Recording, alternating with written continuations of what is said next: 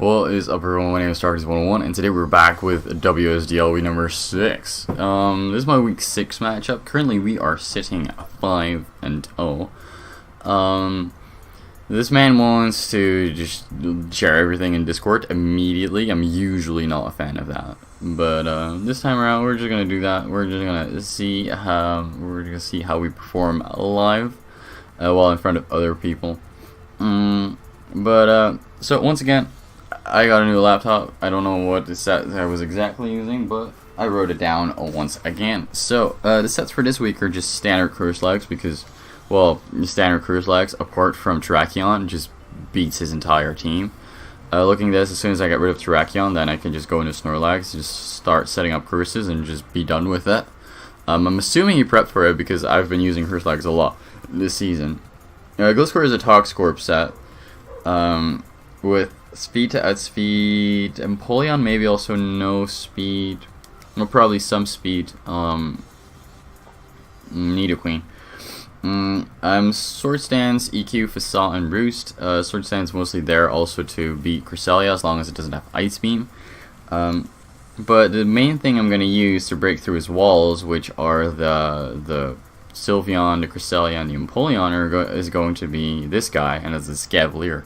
I'm bringing a Sword Stance set this week. Sword Stance 3 attacks, Iron Head, Megahorn, and Drill Run, which hits all of those 3 mons for super effective damage, and it's also still very bulky. As long as Torn T doesn't have the Heat Wave, which it shouldn't necessarily pack, and this is the first week I think I'm bringing a Scav. No, this is the second week I'm bringing a Cavalier. Usually the mons I bring just don't actually don't get hit by Heat Wave whatsoever. And then next up we have a Life Orb Weavile, which is just the standard set. It's Ice Shard, Icicle Crash, Knockoff, and Low Kick.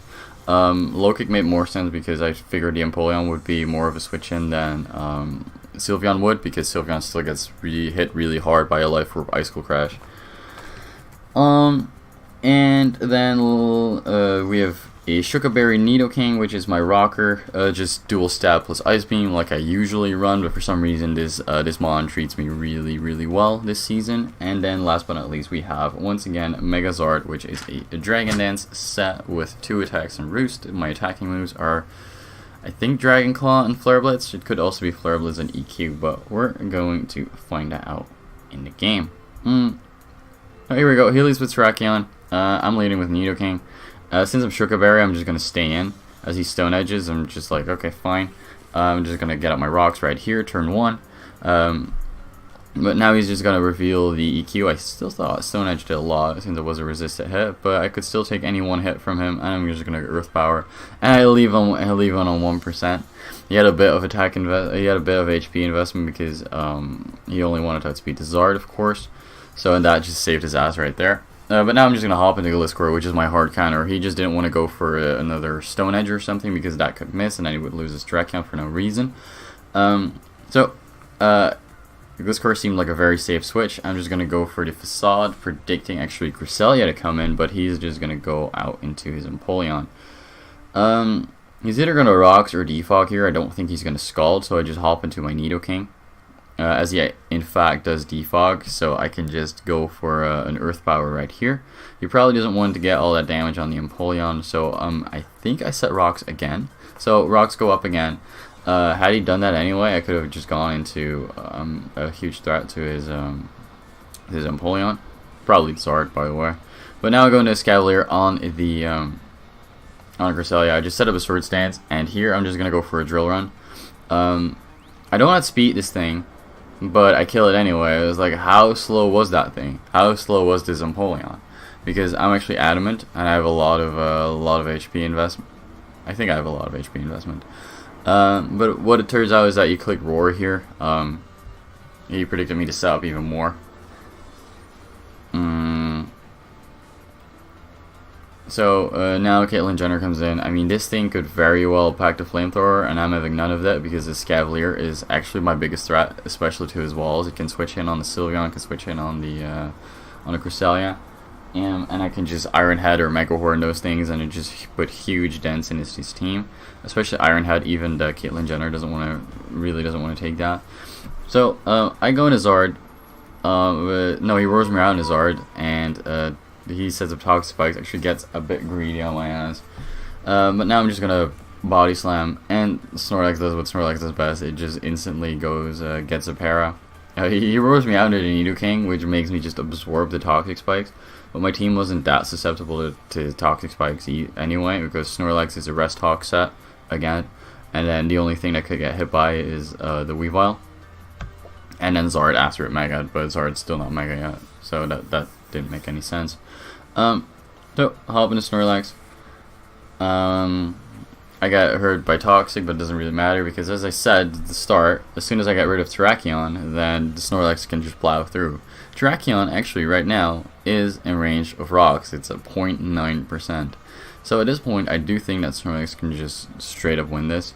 But since he's packing a lot of Roar on his mons, and also screens the Moonduck Hunt, as Paratos would say, I don't think Snorlax is... Snorlax can put a hole in the team, but it's not going to win, because he's very much forced out into his Nidoqueen right here.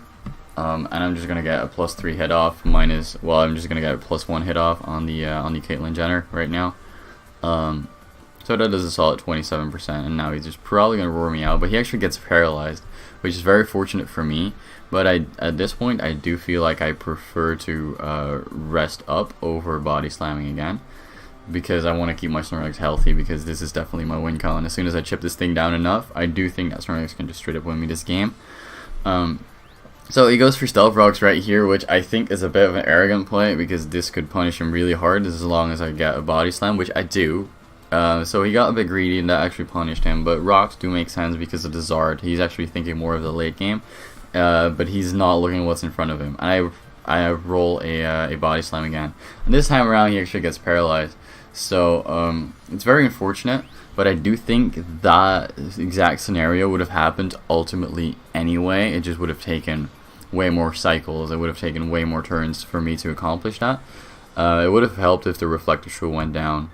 Once the Reflect went down, and Snorlax could just come in, click Body Slam on the Nidoqueen every single time, slowly chipping it down, and then Snorlax would ultimately win anyway. So yeah, so Snorlax stays in there, is going to Body Slam, is going to para the Cresselia. I just want to say Moon.com, but he gets up a Reflect once again. He lives on 3%. Then here I just felt like, well, he's probably just going to recover all his damage off again. But that doesn't happen. For some reason, it goes for a Reflect again as I go for another Curse, because I figured he would probably recover here, but he doesn't. He probably wanted to click a light screen there, but he didn't. And now he just goes into Caitlyn Jenner, and I do think that I just clicked the attacking move right here. No, I actually go for Rest. That's unfortunate, because the attacking move would have been so much better right there, because it would have taken out the Cresselia as well as the check. But now he's afraid, because I rolled so many body slams already that is going to happen again, and that actually does happen again. And now I also parried a Torn. So luck is definitely on my side this game, but I don't even feel like I get the luck, but I don't feel like I need it. Ultimately, Snorlax would and could have won this game anyway, and I do think as soon as he would gone into his defensive mon to just rely on those, then his Cavalier could have just plowed through those. And he doesn't really have anything that wants to switch into an Iron Head anymore. Torn definitely doesn't, with Rocks up and everything. Terrakion doesn't want to do that anymore, and these two are just set up fodder for my Scavalier. It can just SD up more. And then the Nidoqueen is already severely weakened, so at this point also Scavalier can just, well, create a scenario where then Weavile can clean up. Scavalier plus Weavile at this point just simply win, but Snorlax also wins. So Daffy Duck apparently was also in range of Rocks, and then the Terrakion's also in range of Rocks. He's just showing that right now. At this point he doesn't care. He doesn't need them per stacks anymore. He doesn't think. But Snorlax is actually awake. There is no point. He went for Roar again. So I just take out the Caitlyn Jenner right there, and now it's just Sylveon versus the world.